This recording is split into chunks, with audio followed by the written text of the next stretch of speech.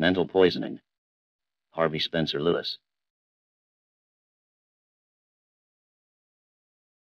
In Mental Poisoning, H. Spencer Lewis explores how negative thoughts, words, and suggestions can have a profoundly toxic effect on the human mind and body. Drawing from extensive research in psychology, he analyzes how subtle mental poisons can infect us and wreak havoc, potentially causing anxiety, illness, and even death. Lewis examines different methods of administering this mental poisoning, from fear-inducing language to visual cues that trigger obsessive thinking. He delves into the strange powers of the subconscious mind, where accepted ideas manifest physically. Lewis argues that unwitting comments by friends or authority figures can poison us mentally when misinterpreted.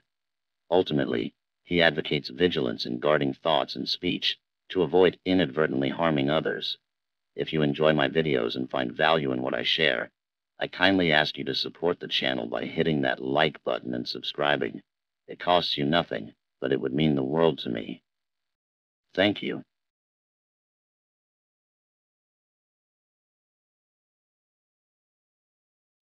Chapter 1. Hypnotism or Black Magic.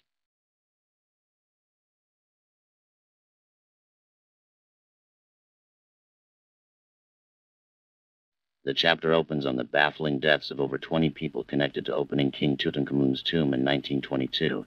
In the years following the Egyptian excavation, archaeologists, scholars, and others present at Tut's unsealing succumbed to alarming illnesses or inexplicable fates. At the time, sensationalist speculation attributed the deaths to a magical ancient curse that punished any desecration of the tombs. However, skeptics dismissed such superstitious notions, insisting the events must simply be extraordinary coincidences. Seeking a rational explanation, some medical experts suggested a psychological link. They theorized that fear of violating the tomb's legendary curse became a hypnotic spell in the minds of the excavators, priming them for illness and death, where no true physical threat existed. Their own dread of provoking an ancient curse manifested the very doom they feared. The author carefully analyzes the merits of the competing paranormal and psychological theories. The sporadic timing of the deaths over many years seems inconsistent with a long-dormant poison. However, a mental poison devised in antiquity could retain its infectious power to provoke dread and self-fulfilling deadly effects in susceptible 20th century minds. Though its methods remain mysterious, the precise fulfillment of the tomb's ancient curse indicates some force was indeed transmitted across centuries to preserve a pharaoh's sanctity. The author argues that conventional science has failed to adequately account for this phenomenon. We are left questioning whether the tomb deaths were produced by ancient magic, hypnotism, necromancy, karmic law, an exotic virus, or some other arcane force still beyond scientific comprehension. The chapter reveals our ignorance of powers both within and beyond ourselves. It opens up profound mysteries of the human mind's susceptibility to belief and fear. Chapter 2. Is black magic possible? The chapter opens by describing widespread ancient beliefs in destructive magical powers like the evil eye. The author notes how practices like injuring a baby's eye to ward off curses persist in parts of Egypt today. This reveals how deeply superstitions take root when reinforced by tradition and presumed experience. However, the author observes that belief in harmful magic has strangely grown even in the modern age. Tales of supernatural harm fill folklore worldwide. In the 20th century, sensational media and dubious occult groups promoted the reality of black magic curses. Seeking to demystify such beliefs, the author points to mystical traditions recognizing only constructive powers in nature and the universe. Any negative influence created with ill intent is neutralized by divine consciousness pervading all space. Thus, black magic cannot truly transmit harm between individuals. Rather, the author argues that the most dangerous spell is the self-created fear arising from a belief in black magic's reality. When we suspect ourselves curse victims, this paranoia manifests as real afflictions. Our dread of an illusory threat becomes the very means through which it may come to pass. However, the author affirms that we need not be passive victims of these delusions. With proper understanding of divine laws, the unfounded fears at the root of such beliefs dissipate. we can reclaim our sovereignty over body, mind, and circumstance. The chapter concludes by cautioning against those who promote belief in black magic through sensationalism. Far from granting secret power, such pursuits only strengthen illusion and fear. True mystic wisdom liberates by revealing the divine creative force within, beating back the shadows of ignorance. Chapter 3. The Psychology of Mental Reactions. The chapter explores how the human mind reacts to commands and suggestions. It notes an innate tendency to question or resist direct orders from others, seeking reasons and motives. Even camouflaged under politeness, commands often arouse skepticism if their intent is sensed. However, psychology reveals subtler methods of implanting ideas while bypassing natural resistance. Casually referencing a concept in a story or analogy can leave it incomplete. If made intriguing, the mind ruminates on the idea later, filling in gaps and owning the conclusion it reaches independently. Likewise, dramatic gestures and calculated silences can plant ideas non-verbally. Combining these techniques hides the intention to persuade, letting concepts take root unconsciously as if self-conceived. The author explains how salesmen and advertisers master such subtleties to make their covert influence seem like the audience's own desires awakening. Executed skillfully, the target believes they independently weighed the idea, rather than adopting it under hidden persuasion. Unfortunately, the mind's readiness to uncritically absorb appealing suggestions also exposes it to mental poisons.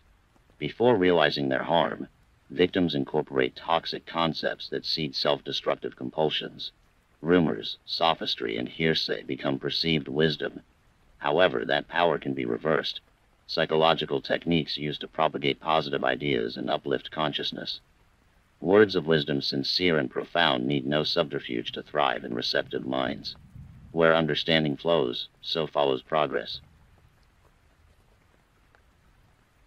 Chapter 4. Strange Processes of the Human Mind.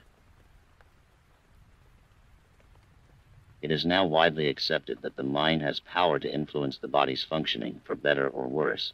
Clinical hypnotic experiments have induced blisters using a normal fountain pen, simply by convincing subjects it was scalding metal. The blisters formed identically to actual burns, proving ideas manifest physically when fully believed. Likewise, imagining drinking cool water lowers mouth temperature, as the body acts out swallowing motions. Neither conscious thinking nor drugs produce this effect, only embracing the impression as tangible reality. From blisters to chills, the body accepts what the mind deems true, obeying its commands automatically. Yet, unlike real burns, hypnotically induced blisters require no further ideation. Once accepted, the logical effects follow. But the mind's acceptance relies on suspending objective analysis that would normally reject the false suggestion. Under hypnosis, subjective consciousness overrides logic, accepting the operator's words as law. This reveals a core paradox.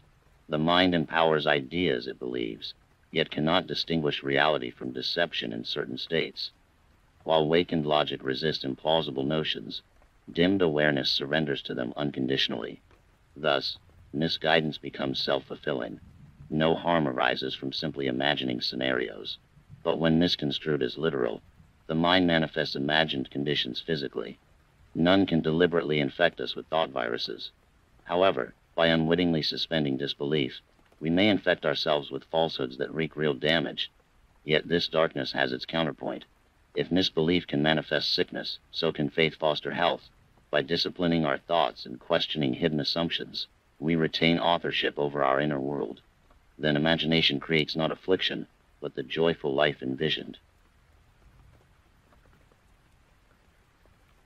Chapter 5. Methods of Administering Mental Poisoning.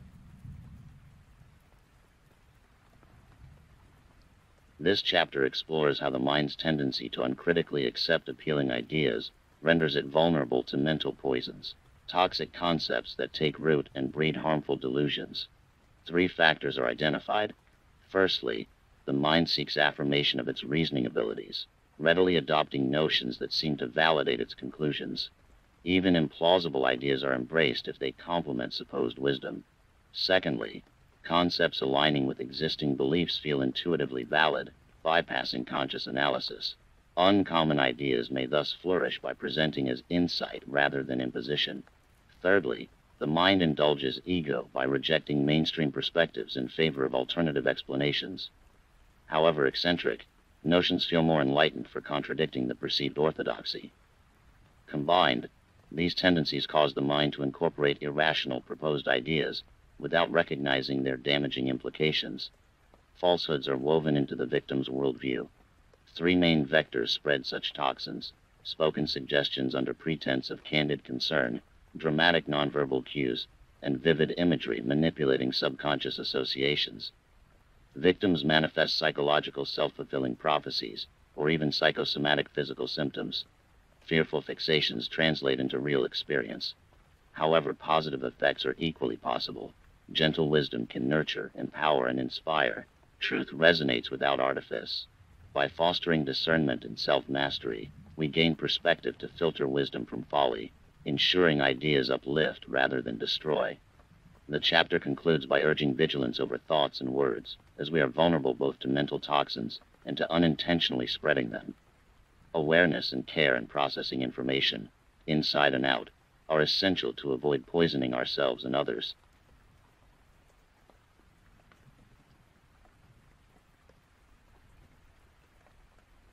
If you were as captivated as I was by mental poisoning, here are 3 mind-expanding books I highly recommend checking out next.